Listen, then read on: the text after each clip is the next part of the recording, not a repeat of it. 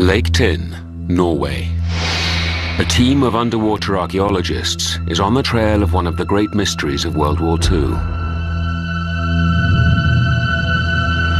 at that. There's something there, isn't it? This is the wreck of the Hydro.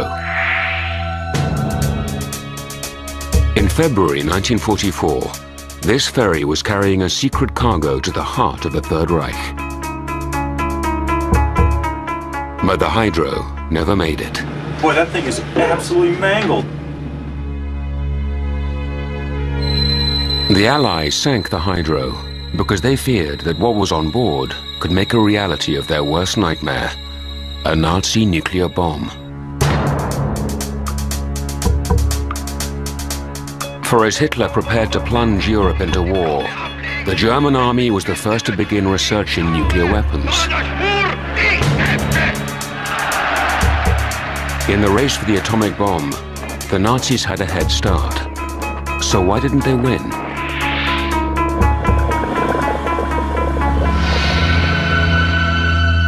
The answer is about to emerge from the icy depths of Lake Tinn. Hitler's sunken secret.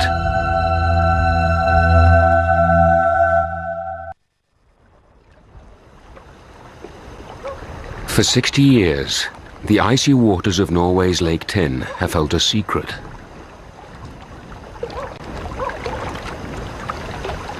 Today, its peaceful shores show little sign of the conflict that raged here in World War II.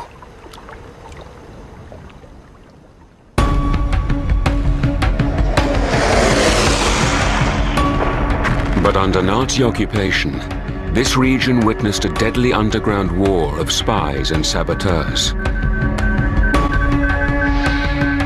The battle was for one thing above all: Norway's heavy water.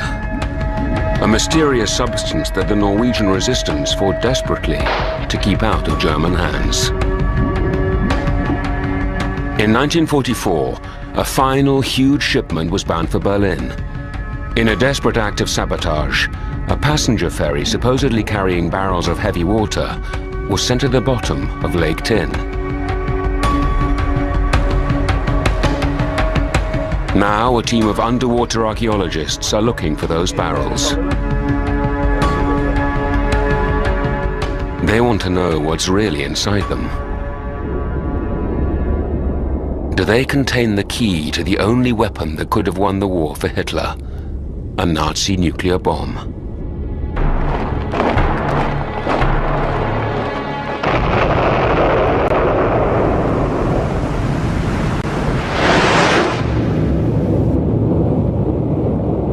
The story begins in 1940. On April the 9th, Nazi Germany invaded Norway, a small country that had maintained peaceful neutrality for 125 years.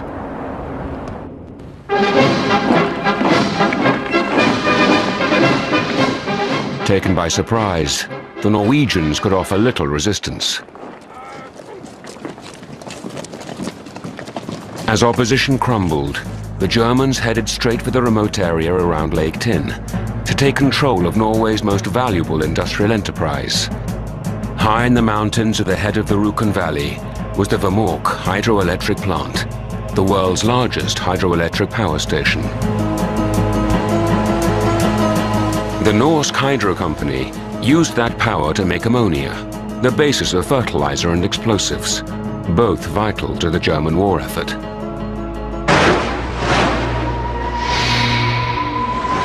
But inside the Norsk hydro plant was a room of specialized equipment that made something else.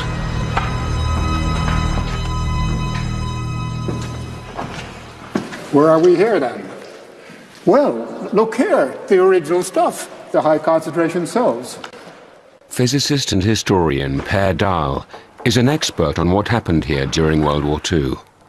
We're really looking here at the piece of history, the original high concentrations cells for producing heavy water. Heavy water was a strange new form of water that had only recently been discovered, and Norsk Hydro were making small quantities to supply scientists around the world who were investigating its properties. No one knew why, but as soon as they took over the plant, the Germans set about increasing production. They doubled the production apparatus, expanding the high concentration cells from the initial 9 to 18, doubling the production. By 1942, they were seeking a tenfold increase in the production of heavy water. At the same time, the security around the plant in Rjukan was drastically heightened as well.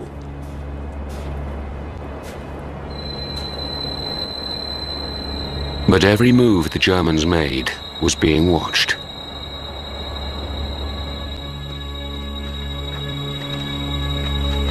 A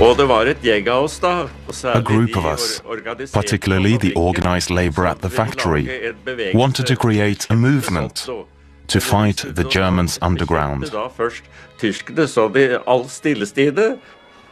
Knut Lear Hansen became a key member of this secret resistance movement, and they began to worry about the developments at Vemork. The heavy water, we had no idea at all what it really was, and why the Germans paid so much attention to it. It had to be something important. So the resistance communicated what they had learned to British intelligence in London. The Home Forces had established a radio station, so there was a steady stream of messages sent to England by radio. To the British, the developments at Vemork were deeply alarming. They knew something the Norwegians didn't. Heavy water could be used to make nuclear explosives. It looked as if German scientists were trying to build an atomic bomb. If I were a physicist in London and realized what was going on in Norway with the heavy water business, I would have been mighty worried. So began 2 years of secret warfare as the Allies tried to thwart the manufacture of heavy water. Norwegian commandos blew up the plant, but the Germans had it working again within 3 months. In November 1943, the US 8th Air Force bombed Vemork. But the heavy water plant survived.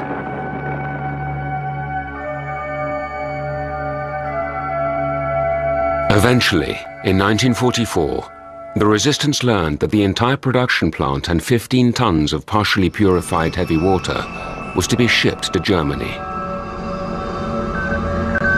They contacted London. What were they to do? The reply was swift. Stop the heavy water reaching Germany. But how? With only days to plan, it fell to Knut and his group to find a way. The plant was closely guarded, but on its journey to Berlin, the heavy water would be transported down the Rjukan Valley by train. It would then travel the length of Lake Tinn by ferry.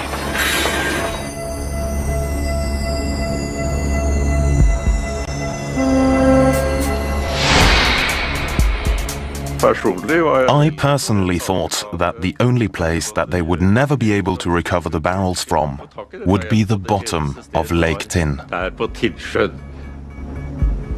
But the saboteurs knew that sinking the ferry would almost certainly mean the death of friends and neighbors. Could a few barrels of water really be that important? They sent a message to London.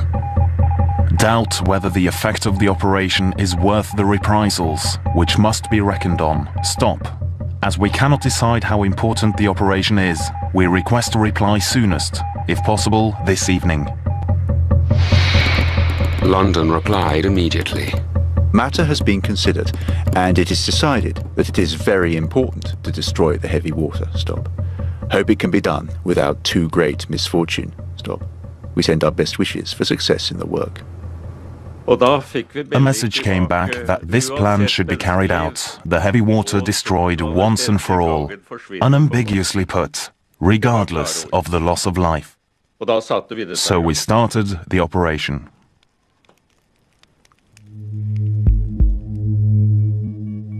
In a 1947 Norwegian film, Knut and his colleagues reenacted their daring mission. We studied drawings of the ferry. At the bottom was a hatchway leading to the bilges. We unscrewed the floor cover to place a time bomb at the bottom of the ferry.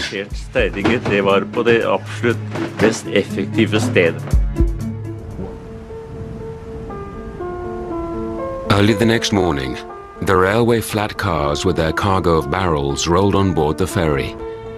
Meanwhile, in the hold, the improvised time bomb still ticked away.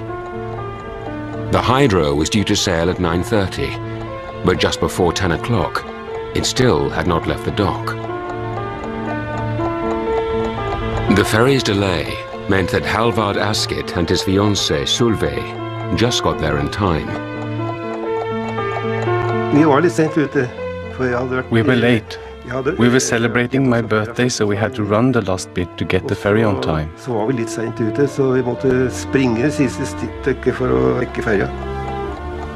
Finally, at 10 o'clock, the ferry set sail.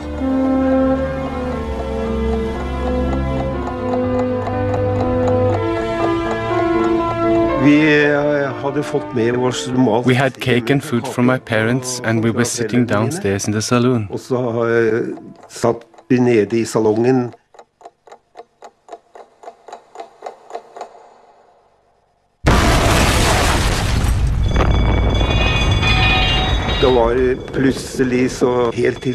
Suddenly there was a bang. The boat was shaking. We thought we'd hit something.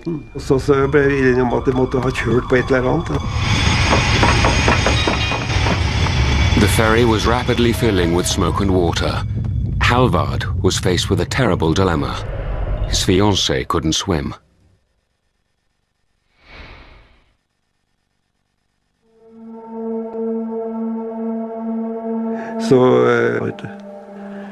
Solveig wanted me to jump.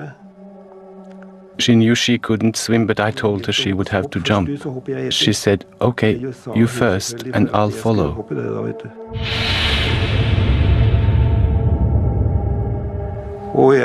I jumped, but she just stayed there and went down with the boat. 14 local people drowned in the icy waters of the lake. But in all other respects, the mission seemed to be a complete success.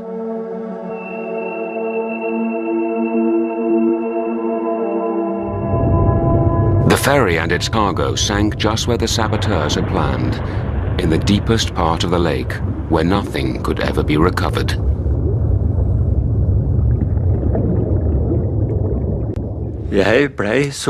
I was so elated. I'd never run so fast, so that we could get a message to England. It was as if I had angel's wings. That's how fast I ran, just to inform them that the operation had been successful. And the congratulatory telegrams started coming in.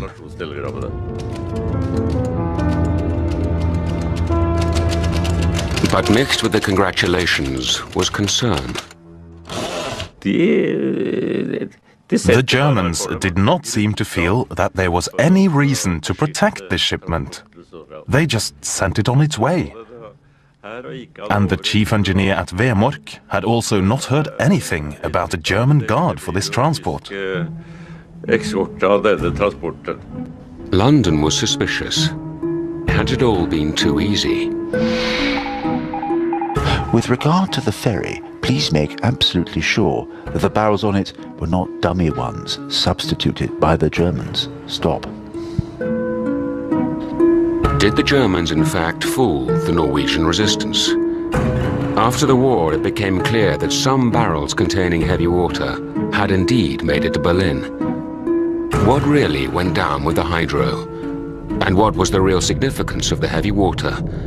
This is one of the last great mysteries of World War II, and there's only one way to solve it.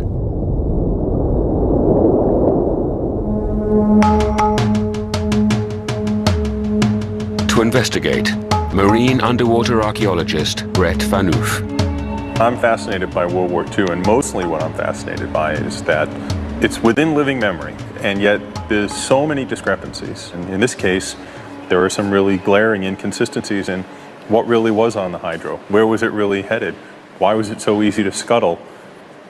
All these things that don't add up. So we want to find out, is it really heavy water? You know? And if it is, was it all of the heavy water? Or is there some heavy water that went somewhere else? And the only way to do that is to go back and look. That means 5 tons of specialized equipment and operating in one of the world's deepest lakes. So Brett's recruited a Norwegian team with experience of these waters. There's Johnny, who is just a boundless ball of energy. You can't contain him. Always optimistic. So he's been really excited about telling the whole story for Norway. It was touching, you know, a very big part of the history. And suddenly me and Torvald, small locals, you know, found out that this is the starting of the race for nuclear weapon. And then we've got Tor, who's the typical stoic sort of Norwegian, you know, obviously in charge when you see him out on the lake. And then there's Frederick, who's my partner in crime. We think up the crazy missions together and figure out how to get it all to the field so we can tell these stories. But what was its condition? That was very good condition. Was it good? Yeah. All right. Crucial to the success of their mission are the team's remotely operated vehicles, the ROVs. From eyewitness reports of the sinking, they have a good idea of where to start looking for the hydro. Tor prepares to dive.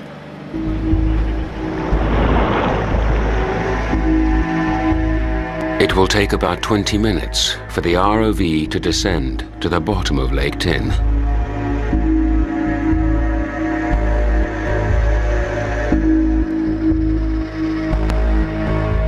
You can see how steep the mountains are, and basically it just continues like that underwater. So we're 300 meters from shore, but it's 400 meters deep. So it's more than a 45-degree slope to depth.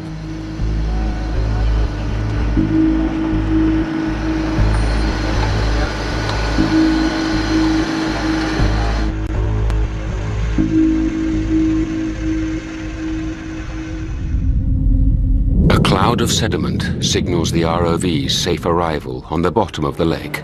There we go. They begin searching the lake bed.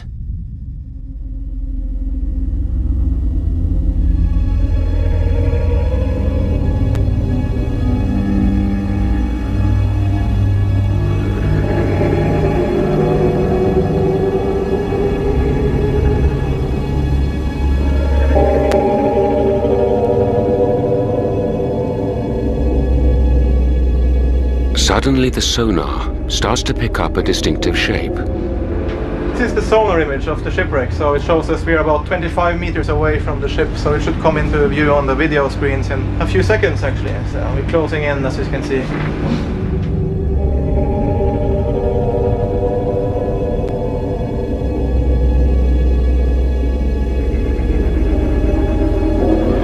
There we go. Oh, look at that. This is beautiful. It's a big ship.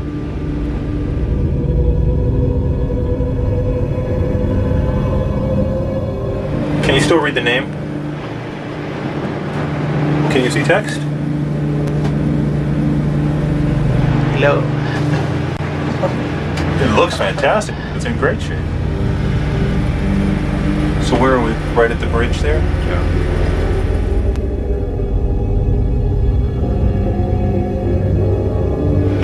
It's so strange to see a wreck in a lake as opposed to the ocean that's just completely clean. In the ocean, you know, you get so much fuzz on the wreck and there's just nothing on this at all. See that lantern there? Yeah. It's nice. 60 years. I think it's still working if you pick it up. The ferry is in remarkable condition, but so far there's no sign of its cargo of barrels. Barrels that supposedly contain heavy water. If the team do manage to find and salvage one, they'll need to analyze its contents So Brett has asked physicist Professor Dave Walk, an expert in the nuclear properties of heavy water, to join them in Norway. Before the outbreak of war, the manufacture of heavy water was just a sideline for Norsk Hydro. It came about because to make chemical fertilizer, they needed hydrogen, and that they made from water. Norsk Hydro were using hydroelectricity to make hydrogen. It's actually not a very hard thing to do. If you pass electricity through water, which is H2O, you can break it apart into hydrogen and oxygen. So, as you can see, we're collecting hydrogen here in this test tube, which is basically all that Norsk Hydro were doing, just on a vastly larger scale. And then they'd take the hydrogen and use it to make fertilizer. But a few years before the war, scientists made an extraordinary discovery. A new kind of hydrogen. One where the nucleus contained an extra neutron, making it heavier. Scientists called it deuterium. And just like normal hydrogen, deuterium combined with oxygen to make a new kind of water. Heavy water.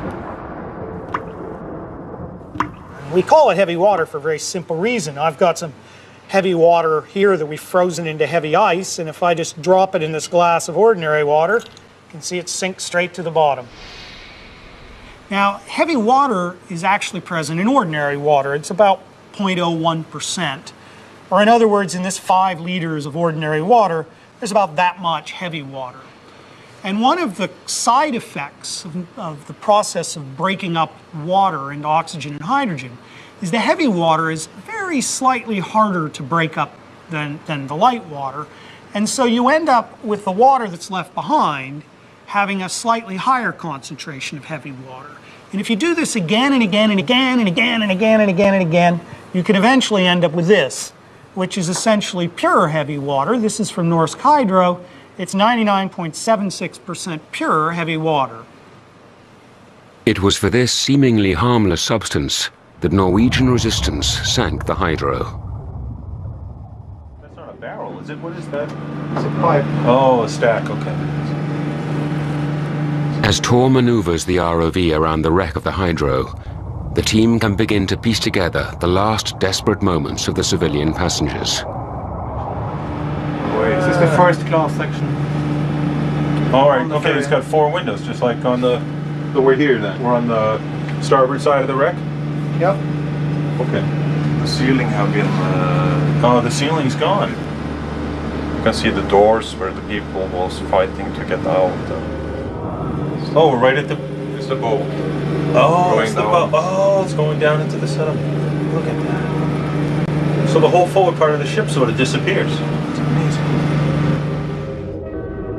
After the explosion, the ferry sank bow first, and the saloon where Halvard Askit and his fiancée were sitting is now buried in the lake bed.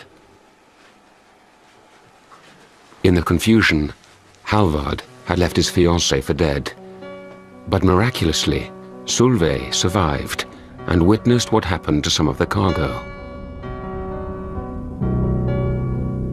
I was probably dragged under by the undertow from the boat, and I somehow ended up getting caught in the propeller. I was badly cut and bruised, and the second time I emerged, I managed to grab hold of the lifebuoy crate.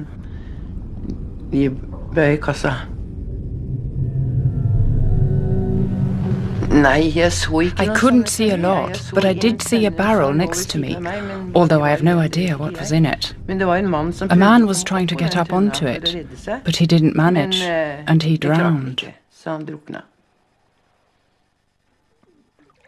Eventually, Solveig was picked up by a fishing boat and taken to the same farm as her fiancé Halvard. Hard to describe such a moment. It's not really possible.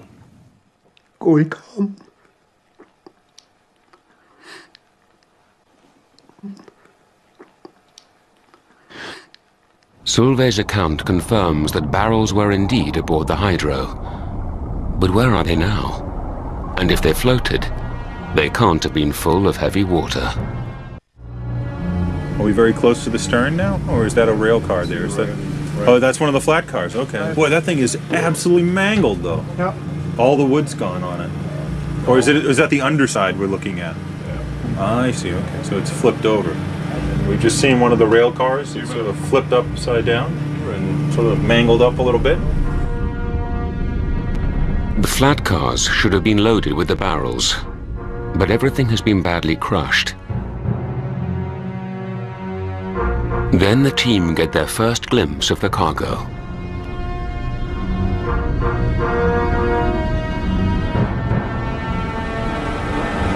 Here's some crashed barrel here. The barrel has been broken open. No one will ever know what it originally contained. But then, a little further on, the ROV discovers more barrels. 2 barrels lying on the seafloor. Look at that. So that one's wedged under. I wonder how many other got under the wreck when it sank. They don't look in bad shape. Yeah, they seem to be in good shape. But the wreck of the Hydro is a Norwegian war grave. Tor decides that these barrels are too close to be disturbed. Encouraged by finding barrels which seem to have survived the sabotage, the team start to search the area around the wreck, hoping to find another intact barrel which might still contain heavy water. But why were the Germans and Allies so obsessed with this seemingly harmless substance?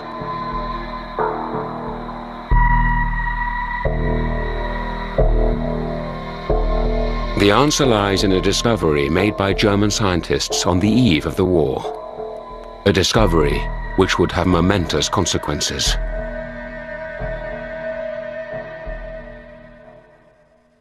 The story of nuclear energy really starts in 1938 in Berlin, when German physicists found that if you have a uranium nucleus and you hit it with a neutron, you can split it apart or fission it into 2 smaller nuclei, releasing quite a bit of energy.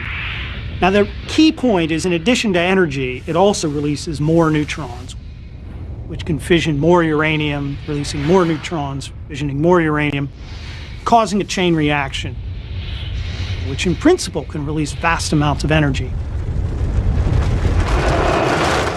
Now this opened up the very worrying possibility, which was clear to physicists right away, of making nuclear explosives of tremendous power. Hitler's armies were already on the march through Europe. Physicists worldwide suddenly realized there would be a race to develop nuclear weapons. If Germany won it, nothing could stop the Nazis.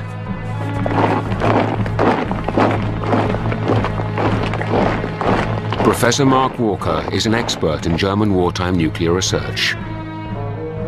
Certainly was reason for the Allies to have fear about a German nuclear weapons project. Although many excellent scientists fled Hitler's Germany in 1933, Germany still had very good physicists. Among the best was the theoretical physicist Werner Heisenberg. He'd helped create quantum mechanics in the 1920s, won a Nobel Prize for it. Heisenberg was obviously a brilliant scientist, and if nuclear weapons were possible, then he was good enough to get the job done to actually help Germany make a nuclear weapon. On the eve of World War II, the German military were the first to begin a secret nuclear research program.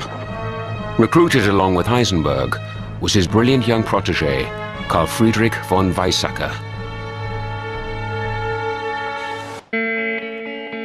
Working together, Heisenberg and von Weizsäcker soon made a crucial discovery. Before the war, scientists had realized that you couldn't make a nuclear bomb from ordinary uranium. But the 2 German physicists worked out how, in theory, you could turn uranium into the raw material for a bomb.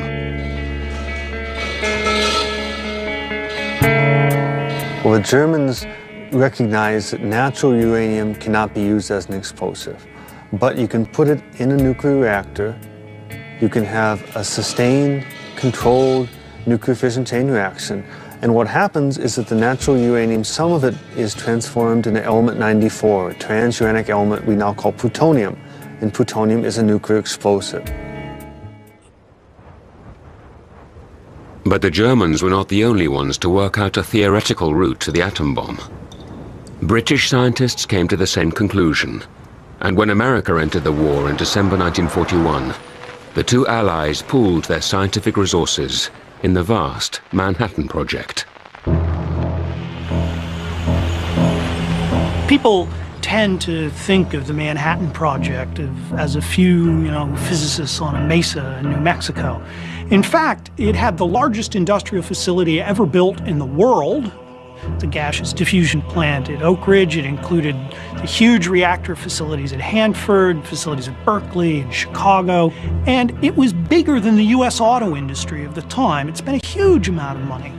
It was really an enormous effort.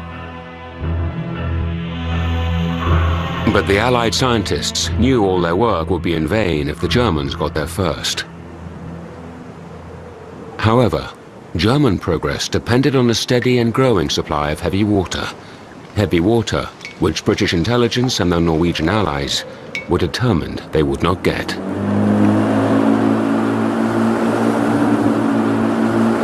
At the dive site, the team have met with success. They found a barrel which looks intact, and they're getting ready to lift it as Dave arrives. Hi. Hi there, I'm Dave. Brett, how are you? Dave. Hello. Frederick. Pleased to meet you. Pleased to meet you. We have found 9 barrels so far. 1 on the ship and then 8 on the lake floor around the ship, 2 very close to the shipwreck. And we have selected the one that looks the best. That's about 60 meters away from the shipwreck itself, and it looks complete, and we hope that it will contain heavy water. So we're heading for that one now. Ligger så högt på. Huh? Ligger mer? Ja, på grund av att de har det. There we are coming There's something in. there, isn't it? Yes, it's a barrel. It's the end of it. Oh yeah. There, that's the barrel. Yes. Can you read anything on the end of it? Is the 5 upside down 5? Or? I don't know. It could be. To lift the barrel, a specially designed grapple has been attached to one of the ROVs. Tor has to position it in exactly the right place over the rim of the barrel. This is just once. You get one try? Yes, try. it's only one try. Okay. Cross your fingers. Yes, we do. Contact. Whoops. No. There is it. It slipped off. Yeah. You have enough tether out. Slack on the tether. Lite mer kabel, eller? Ja, sier det fra. Okay. Oh, there. It's tight there? Prøv å tighten også når du løfter litt på den. The next delicate step is to let go of the grapple. Easily out. There. And we're off. Ja, den fri. Okay, and then the connector is hanging. You can see the connector hanging there, so we have to So now it backs up. pull out that one too. Now it's point on. And we're There off. we This go. is the point of no return. No, There we there. go. No, it either No comes way. or it doesn't. When we pull it up. Yeah. Jeg gjør ikke noe mer med det nå. The barrel is buried deep in the mud. They'll have to pull very hard to get it out. Okay. They're pulling.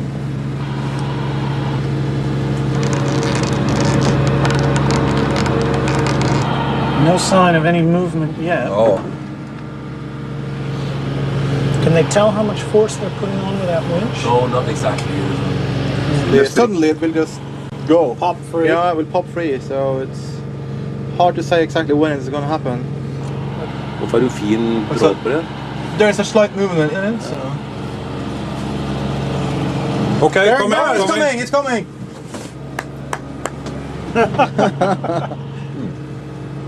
Okay, off it goes! Boom! Goodbye!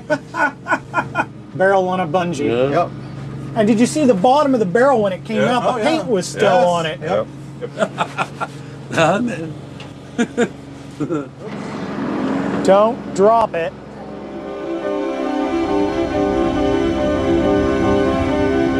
The underwater cameras on the ROV provide the first close-up pictures of the barrel in 60 years.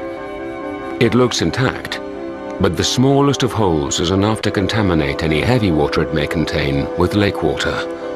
Luckily, the electrolysis process which originally separated the heavy water should have left traces, which will allow Dave to test for contamination. The barrels contain heavy water, we hope.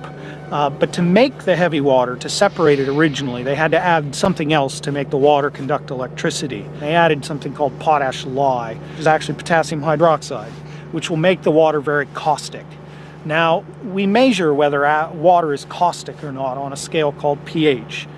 Well, now we're going to want to know whether the pH in the barrel is different than the pH of the lake water, so I have to know what the pH of the lake water is. So now I'm going to test it and find out.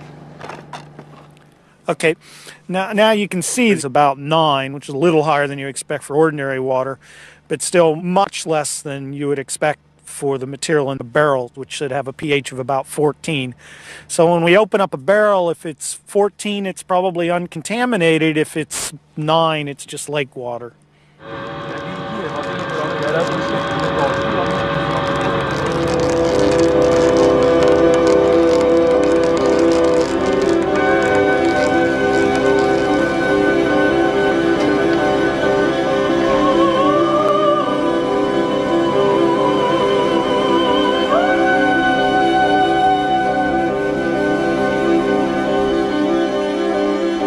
Our barrel in very good shape, I think. We have secured the barrel with 2 straps because we couldn't lift it out of the water with this hook that we put on it. That would be too much stress on the barrel. It's still going to be quite a bit of stress on the barrel as we lift it through the water column. Take that very, very slowly, make sure it doesn't bump it and things like that. It was absolutely fascinating to actually see that barrel come up. You think of the Second World War as something that happens in grainy old movies from your dad's era. You don't think of it as something immediate, and to see the actual barrel come up out of the water is an amazing experience. But can you see the number here now? Can we see here? Yes, it's 26.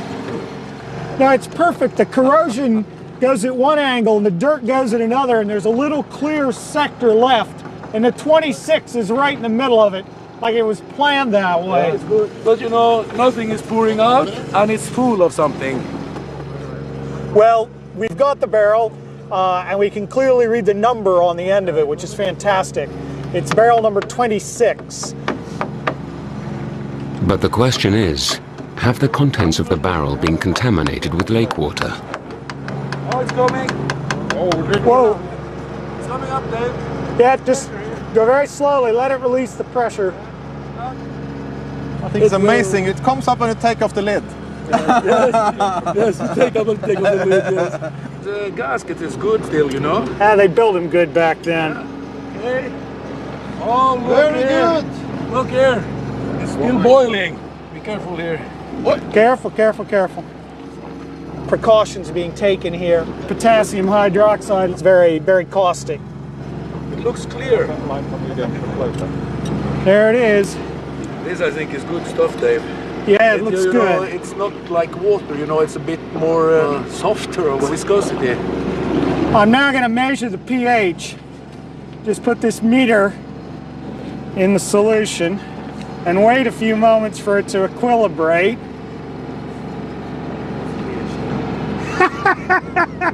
It's good stuff. 14, that's your guess. 14. You're satisfied? Yes! Very good. 60 years. It's exactly the way it was the day they put it in there. I will be damned. Yes, you will. Okay.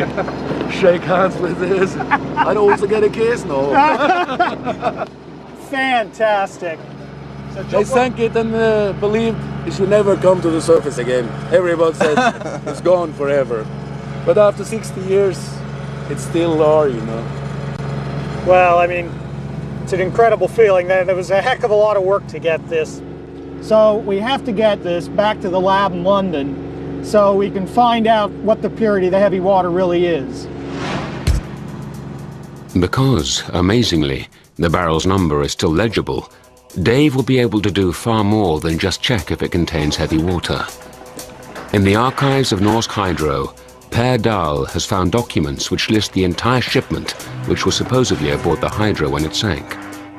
Here is a list of the various barrels transported on the hydro ferry and the amount of heavy water in each of those barrels in various concentrations. According to this manifest, the concentration of heavy water in barrel 26 was just 1%. To detect such a low concentration will require careful analysis. At Imperial College London, Dave and his colleagues compared the infrared spectrum of the water molecules from the barrel with the spectra of test samples of different known concentrations of heavy water.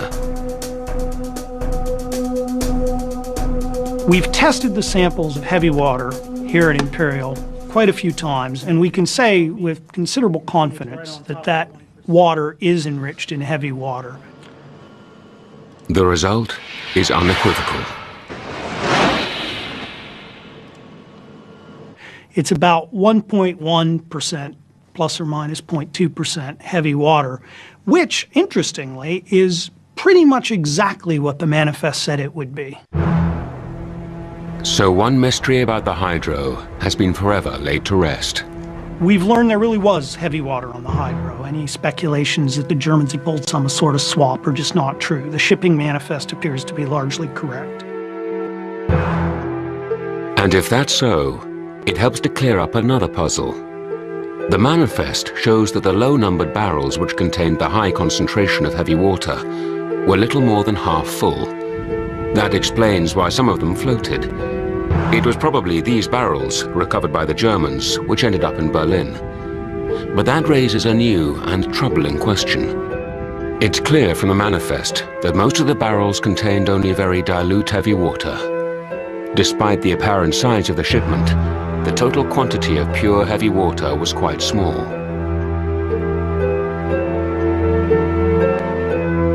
The Germans would have needed a total of about 5 tons of heavy water to get a heavy water reactor, nuclear reactor, running.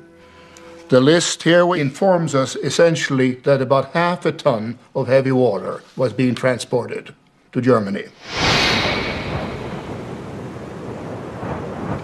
So the hydro was carrying far too little heavy water for even one reactor, let alone the 10 or more that would have been needed to make enough plutonium for a nuclear weapon.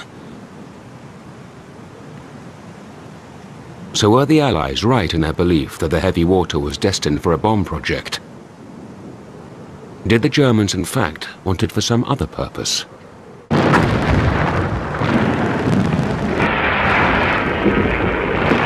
Within a few months of the sinking of the hydro, Allied armies were advancing across Europe. Following closely behind the frontline troops was a secret operation codenamed Alsos. Its mission was to find a Nazi nuclear weapons program the Allies were sure must exist.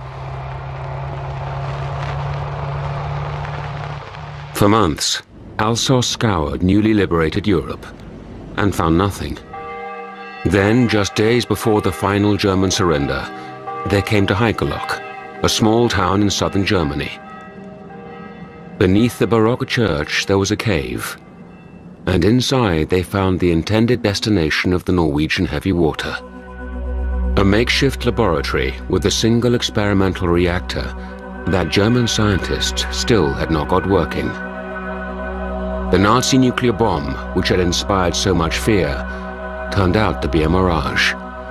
There was no German equivalent of the Manhattan Project. The reason, believes historian Mark Walker, can be found in a decision made in early 1942, just at the time when the Allies were also deciding whether to embark on the vast Manhattan Project. In early 1942, precisely when the Allies are getting concerned about Norwegian heavy water, American officials and German officials make crucial decisions about their nuclear weapons projects. Interestingly, scientists in both countries said the same thing. The scientific results were essentially the same. Scientists in both countries said, it'll take a couple of years, but nuclear weapons are possible. Now in America, it was assumed that the war is going to take a long time. These weapons will be done before the end of the war, therefore we have to try to make them. In Germany, it was assumed that if we don't win the war quickly, we will lose. These weapons might be interesting for the future, but they're no help to us now.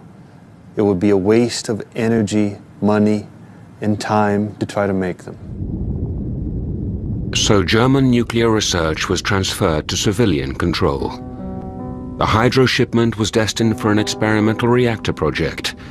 It was of no military significance, which is why it was only lightly guarded. So it seems that the doubts the Norwegian resistance expressed about the value of sinking the hydro were justified. It turns out that they understood better than Allied intelligence just how relatively unimportant the shipment really was.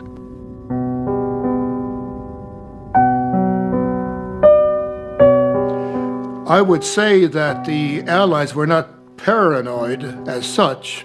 Rather, they were surprisingly uninformed about what was going on in Germany in nuclear physics. The German program was very leaky. They were telling journalists in cafes what they were up to. And yet, the Allies don't seem to have made much of an effort to really penetrate this program and learn more about it. I would call that a critical intelligence failure. None of this, of course, takes away from the heroism of Knut Lier Hansen and his comrades. They chose to take up arms against a brutal invader at great risk to themselves. They knew their actions would lead to the death of innocent civilians.